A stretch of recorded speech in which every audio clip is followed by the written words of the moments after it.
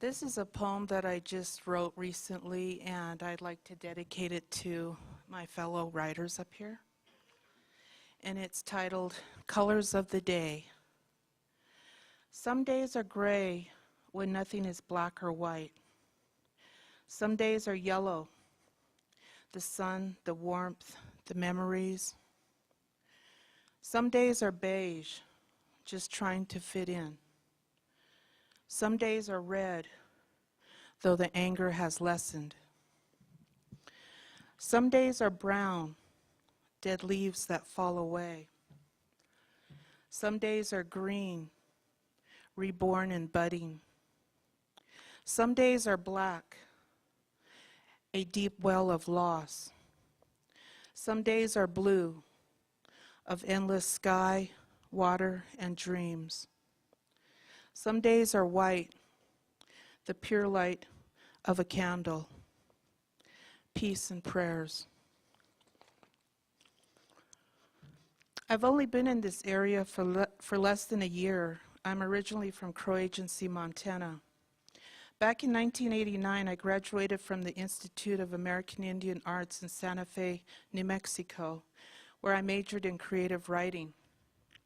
It's always been my dream to go back to college and finish my education, and this year I was finally able to do that.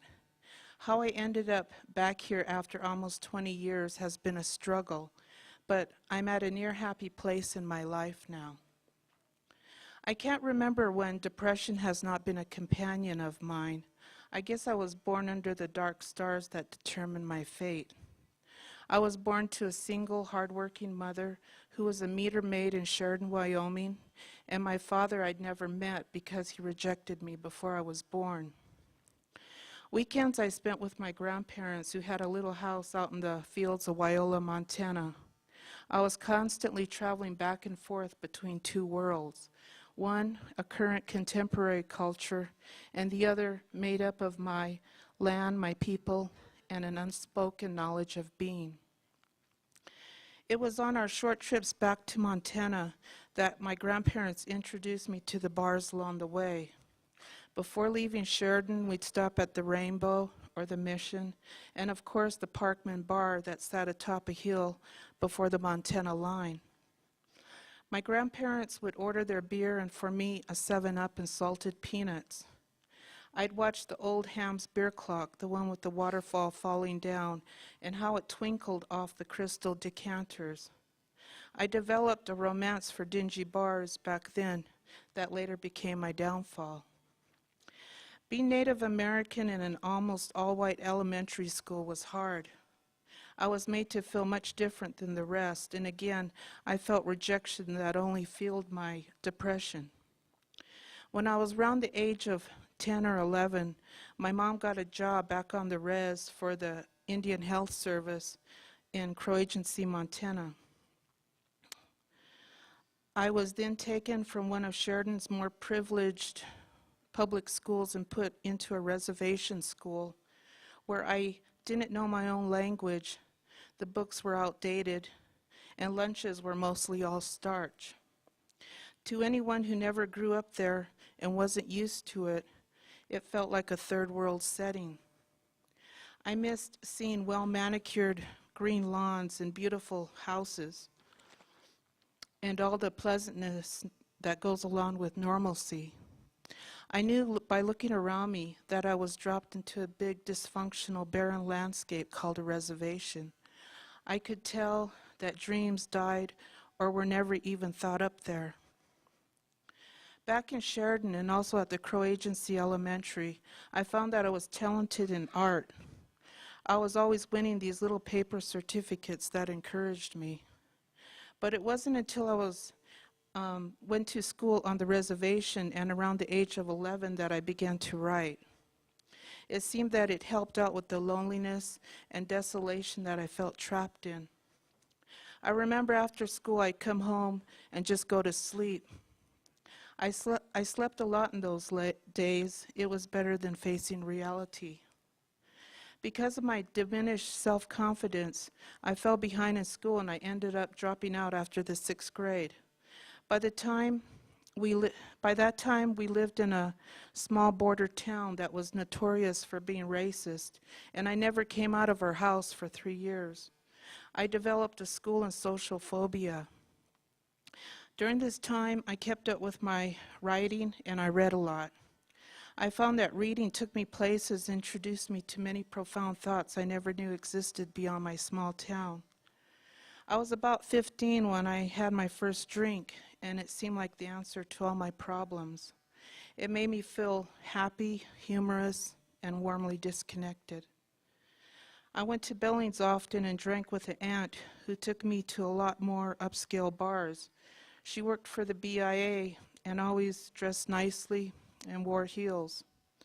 She's the one who told me about the art school in Santa Fe, and after a few years, that's where I ended up. During college, I continued my drinking and isolating myself. I met my first husband at this time, also a drinker and a former meth addict. We were together for 9 years and have 3 children together. My oldest, Martha, who's 19, is a freshman at the Institute, and we go to college together now. My other 2 boys, Dar and Matthias, they are also artists in one way or another. I've always encouraged them to create and share their visions and talent. My second major relationship of my life was with a man I met in a bar who was also an alcoholic, and I didn't know it at the time, but a current meth addict. Our relationship lasted until last year of '07, and despite the good and bad, we were together for more than 9 years and have a boy, Zachary. My illness of depression was really put to the test last year when my mother died in my arms from complications of Parkinson's. 2 months later, her mother, my grandmother, who helped raise me, passed away in a nursing home. Then it was during this difficult time that my baby's dad left me for the waitress he was working with. We both lived out in the country at this time, me and my kids, that is, and it had no good running water or toilet. It was September of last year, and the final straw came when I let my little boy's dog out, and it was killed by a pack of dogs. My son and I were both very depressed and in need of a change. I had always told myself that when the time came when my mother and grandmother were no longer with us, that I would go back to college and finish my education. I applied and was accepted, but I didn't have no money to move myself and 4 children down to Santa Fe. I decided I'd send my 2 older boys to live with their dad and family in Oklahoma, and my daughter would stay and continue working and get her GED for college. My youngest, Zachary, I knew I had to take with me. He was 8 at the time, and nobody could put up with him but me because of his ADHD. We left Montana on the 13th of January of this year in my '94 Aerostar van, and I had $300 in my pocket and nothing more. No credit cards or nothing. I knew we were going to have to sleep in our van for a while, even when or if we reached Santa Fe. I didn't know what we were going to do if the van gave out. I couldn't even let myself think that way. But this side of Colorado Springs, the van gave out trying to get up a hill. I pulled over and could only pray. That's all I had left. And I don't know how we did it, but we must have had a lot of angels pushing us up those hills.